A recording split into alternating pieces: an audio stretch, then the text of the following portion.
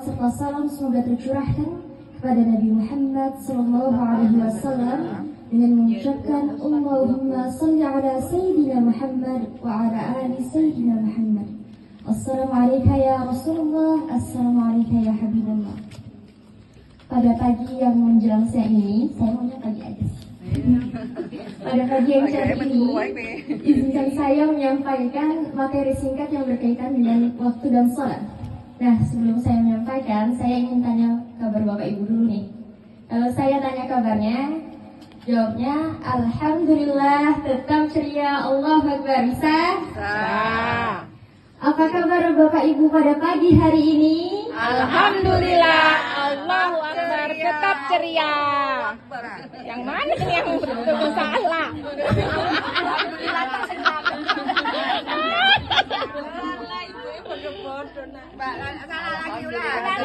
Ya, sekali lagi ya. Jawabannya Alhamdulillah, tetap ceria, Allahu Akbar.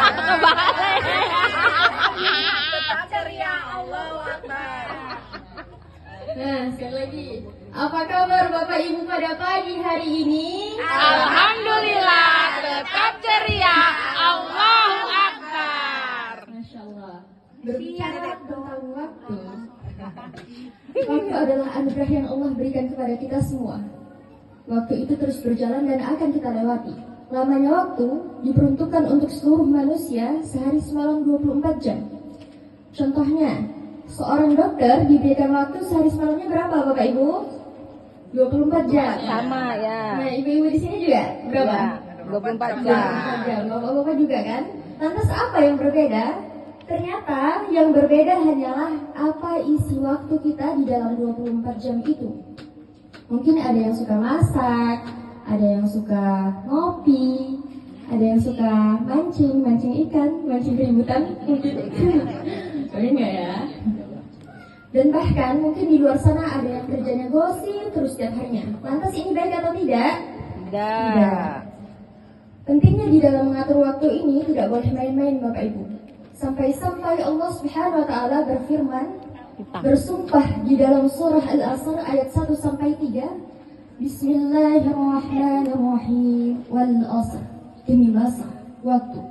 Innal insana lafi khusr. Sesungguhnya manusia itu benar-benar dalam kerugian. Illal ladzina amanu wa 'amilus shalihati wa tawassaw bil haqqi wa tawassaw bis sabr. Kecuali orang-orang yang beriman, orang yang mengerjakan kebajikan serta saling menasihati untuk kebenaran dan kesabaran. Jelas di dalam surah itu, waw di situ adalah huruf qasam atau huruf sumpah. Allah bersumpah demi masa katanya. Orang manusia itu benar-benar dalam kerugian. Kecuali apa? Kecuali orang-orang yang beriman, orang yang mengerjakan kebajikan, serta saling menasihati untuk kesabaran dan kebenaran.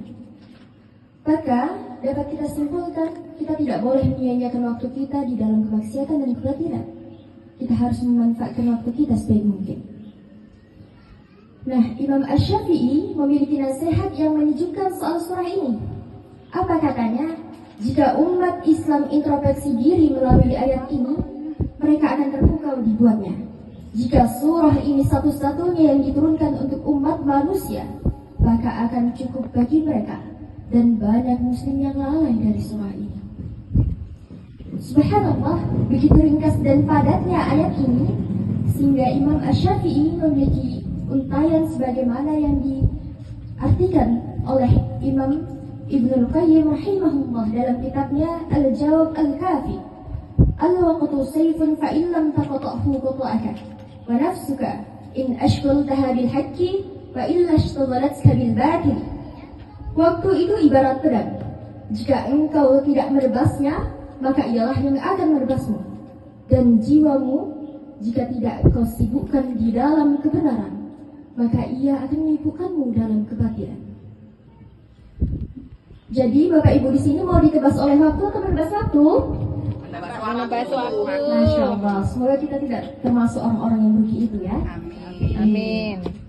Berbicara tentang waktu, saya jadi ingat tentang kewajiban kita setiap harinya, yaitu sholat. Padahal kita mempunyai waktu 24 jam setiap harinya, dan sholat hanya 5 menit. sholat sehari berapa kali Bapak Ibu? 5. 5 kali 5 menit itu masih 25 menit. Namun banyak orang di luar sana yang lalai dengan sholatnya. Jangankan orang di luar sana, mungkin kita saja terkadang bisa jadi lalai dalam sholat kita. Padahal sholat merupakan kewajiban bagi pemeluk agama Islam. Rasulullah SAW bersabda, sholat itu seperti sebuah tiang di dalam agama. Hal ini diibaratkan seperti sebuah rumah yang tidak mempunyai tiang dan tembok sebagai penyangga, maka pastinya akan roboh dan tidak dapat berdiri. Mengingat betapa pentingnya sholat, maka orang yang sakit pun tetap diwajibkan untuk sholat. Jika ia tidak mampu berdiri, bisa duduk atau sembari tiduran sesuai ketentuan yang telah diatur. Rasulullah SAW pernah berkata, kalaulah manusia mengetahui pahala sholat subuh dan asar, maka setiap orang akan mendatanginya, walaupun harus merangkak. Hal ini menjadi bukti bahwa pahala dari mengerjakan sholat sangatlah besar.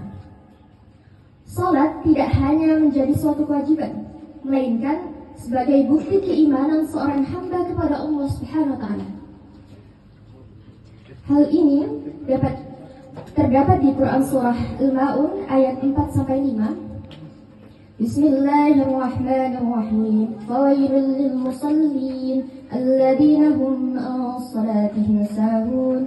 Celakalah orang-orang yang salat, yaitu orang-orang yang lalai dengan salatnya. Maka dapat kita tarik kesimpulan bahwa orang yang tidak mengerjakan salat akan celaka dan rugi. Jika salat seorang hamba baik, maka amalan lainnya ikut baik. Jika salat seorang buruk, maka amalan lainnya juga buruk. Salat sebaiknya dilaksanakan tepat waktu secara khusyuk. Jika kumandang azan terdengar, bersegeralah ke masjid. Namun untuk perempuan, diutamakan untuk salat di rumah. Salat juga berfungsi untuk menjaga kita dari perbuatan keji dan mungkar. Hal ini seperti firman Allah Subhanahu wa Ta'ala di Quran surah Al-Ankabut. Maka dengan demikian seorang tidak akan melakukan perbuatan dosa seperti mencuri, berzina, melakukan tindak kekerasan dan lain-lain. Nah, berbicara tentang sholat, saya ingin bertanya nih, yang bisa jawab dapat hadiah ya. Apa hadiahnya Bu?